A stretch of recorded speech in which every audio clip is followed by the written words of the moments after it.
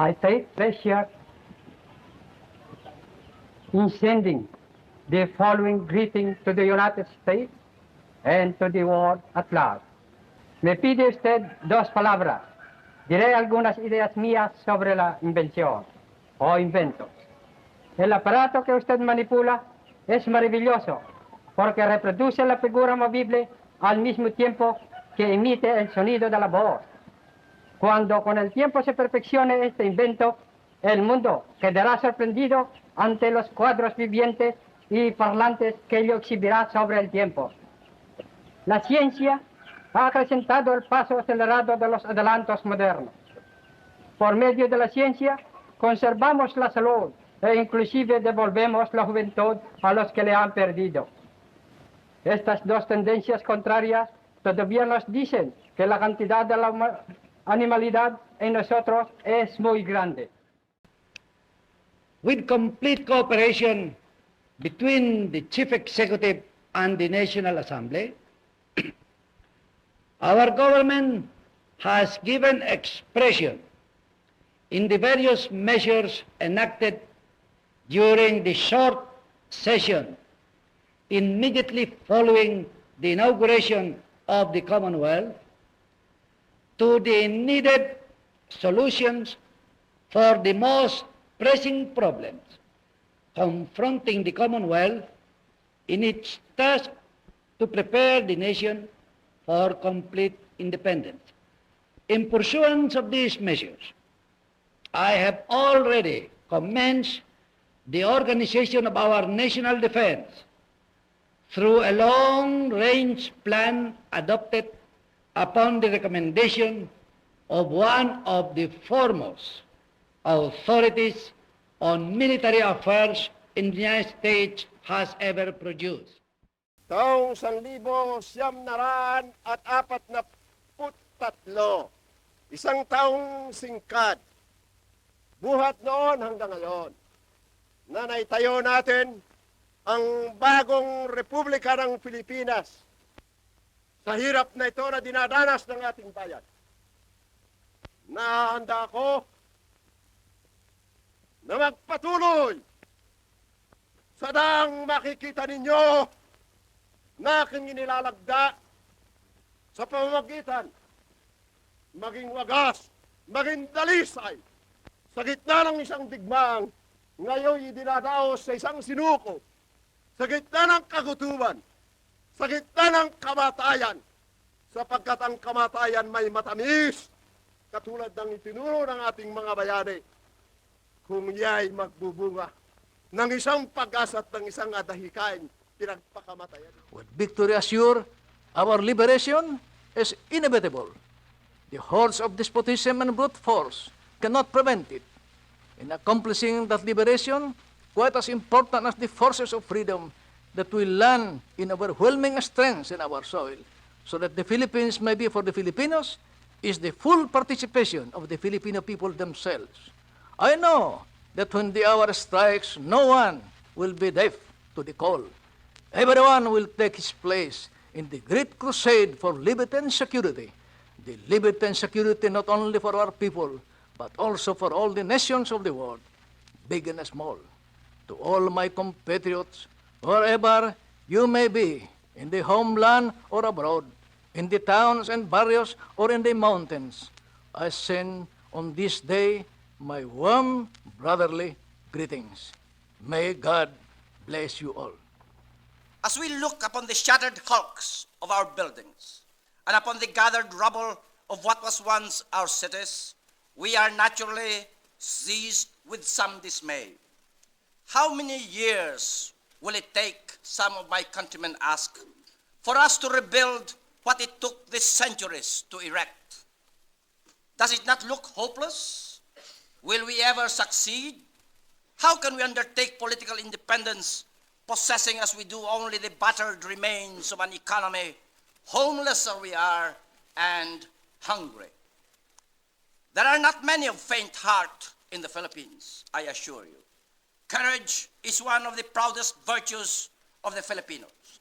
There are not many, I doubt if there are any today, who fear that we will succeed in maintaining our independent existence and in restoring economic life and health to our country. My friends, these are just the known industries in the Philippines that we are trying to stabilize in accordance with this total economic mobilization program, which we have adopted for the first time in the civil administration of the Philippines. Our country is now embarked upon a speedy program of production. That is the only way by which we believe we can contain and counteract the effect of a dangerous idea which is spreading throughout our region and trying to enslave us anew when we have already been able to relieve ourselves of the necessity of having to depend upon outsiders for our sustenance and independent existence. This is the way by which we could perhaps expand in our program. The Philippines is not satisfied in speeding up production and stabilizing these industries. You have called upon me to assume the highest office within your gift. I accept the trust humbly and gratefully. My sole determination is to be president for the people. Our people, sustained by God, under whose protection we have placed our destiny and happiness, and is strengthened by an abiding faith in His goodness and mercy.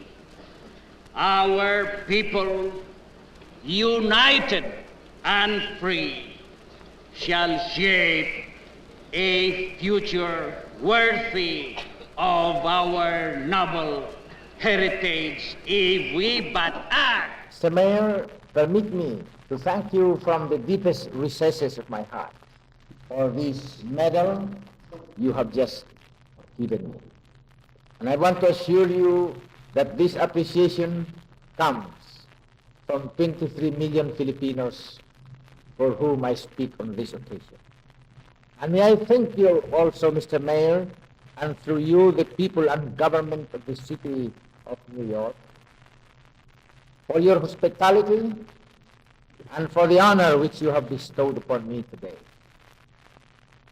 In the busy schedule of any official visitor to this country, there is one item to which he looks forward with a feeling of joyous anticipation and special pride. This is the visit to the city of New York, without which he would feel that his itinerary in America would not be complete. Perhaps what Mr. Khrushchev has in mind is that concurrently with our independence, we entered into certain agreements with the United States for our common security. Now, we believe that the conclusion of such agreements, voluntarily entered into, does not negate the concept of our independence. Because we believe that the essence of independence is the freedom to enter or not into an agreement with another country. Even other countries older in traditions of freedom have been concluding agreements with the United States for common security, and that has not been considered as a negation of the independence of those countries. So Mr. Khrushchev is wrong in saying that we are not independent. There are countries under the Soviet Union that are not independent, but the Philippines is independent. Those who wish to destabilize the government, may I say that the present negotiations for a recovery program is aimed principally at helping the businessmen and those who are high in the hierarchy of our society, and that certainly they would be working against their best interests if they now try and destabilize the government with such a demonstration. The questions that are being asked by some of the private bankers as well as those whose duty it is to determine the country risk of any specific developing country, is the Republic of the Philippines stable, or is it so unstable that it cannot control its own citizens? It cannot enforce the law.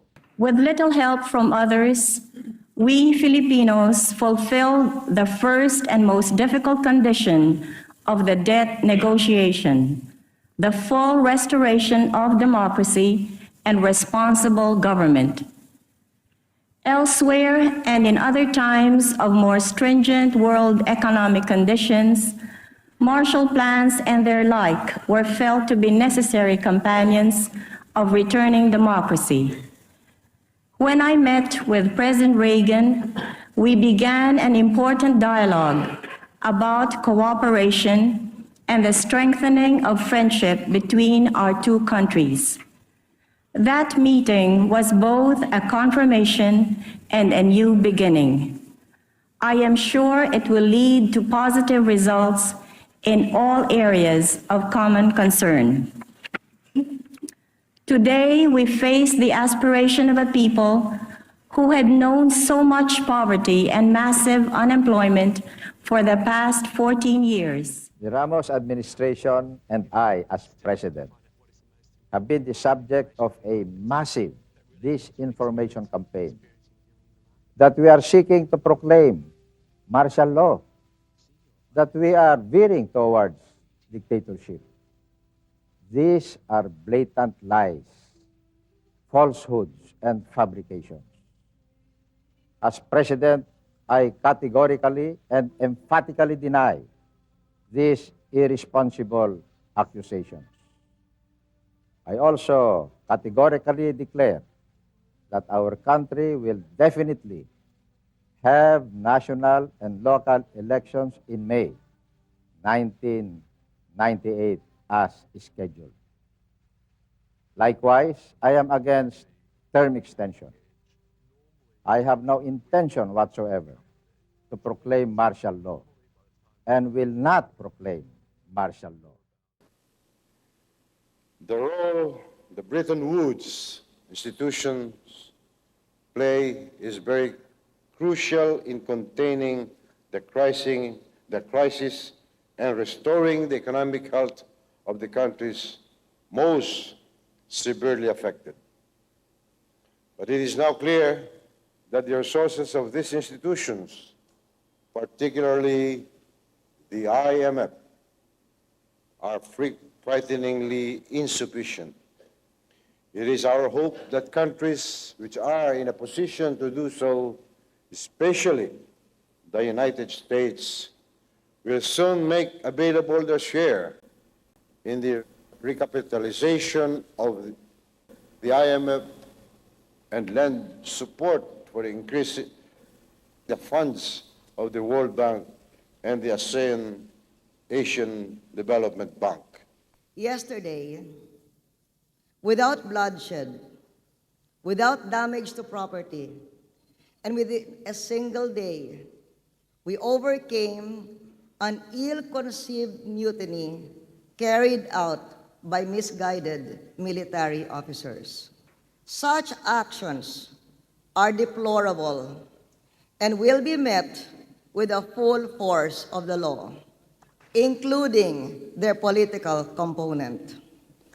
Yet, they signal an underlying problem that we must address. I am constituting an independent commission to investigate the roots of the mutiny and the provocations that inspired it. But we need to reduce the risk of living, not to mention doing business here, which is why yesterday's rogues must go to jail. The whole idea is to enable all our communities to be more resilient to it. Now, having said that, the Philippines has one of the lowest carbon footprints in the world, but we get a disproportionate share of the negative effects of global climate change. the typhoons that struck us worst, happened at a point in time when we were supposed to have been in the dry season already, where rains were not expected, let alone these monster typhoons. Now, towards that end, we want to contribute also. Amongst the projects that we have, we will be finishing mid-year this year, is reforesting. We call it the regreening program.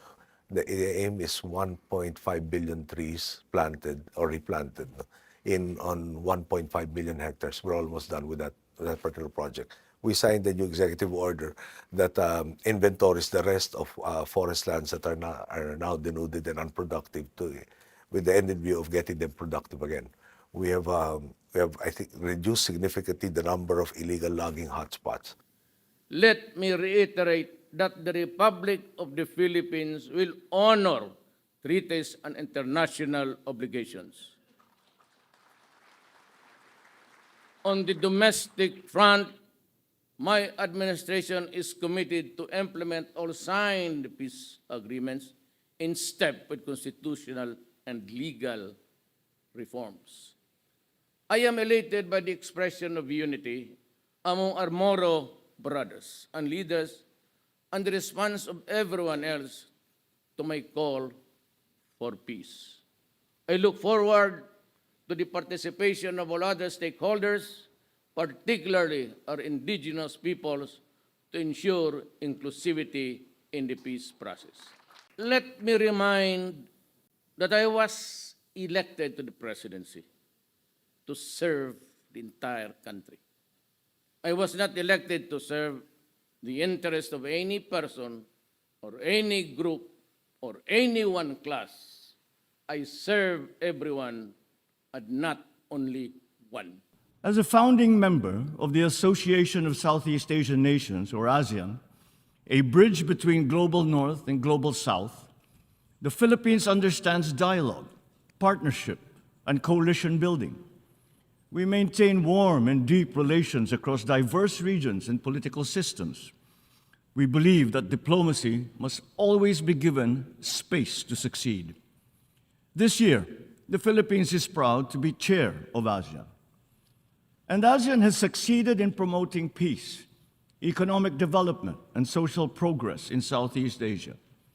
ASEAN is the convening power in a region where interests of major and middle powers intersect. This has enriched the Philippines' experience as a forger of consensus, a builder of bridges. Excellencies, rising from the ashes of the Second World War, we have together built this forum for nations to partake in the discourse for peace. Enshrining our aspirations in the pages of the United Nations Charter, we vowed that never again shall we be cursed by such a global catastrophe.